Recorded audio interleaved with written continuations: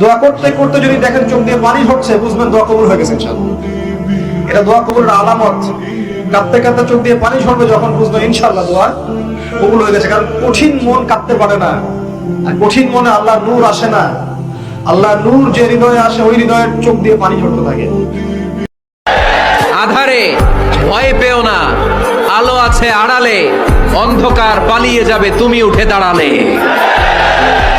নিজেকে দাঁড়াতে হবে, নিজের সাথে নিজের শক্ত বোঝাপড়া করতে হবে। অন্যের দোষ খোঁজার সময় আমাদের নাই, চিল্লায় বলো ঠিক না।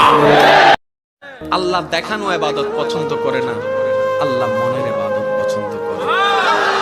আল্লাহ কপালওয়ালা সিজদা পছন্দ করে না, আল্লাহ সেই সিজদা পছন্দ করে যে সিজদায় কপাল ঝুঁকার আগে বান্দার দিলটা রহমানের দরবারে ঝুঁকে যায়।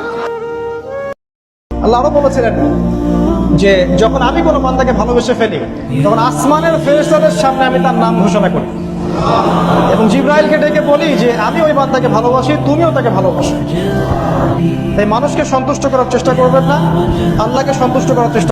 কবরস্থানে জানতো একটু যাবেন, একটু গেলে আখিরাতের কথাটা স্মরণ হবে। ওখানে ছোট শিশুরা শুয়ে আছে, কিশোর যুবকরা আছে, আপনার মতো তাকড়া যুবক মুরব্বীরা আছে।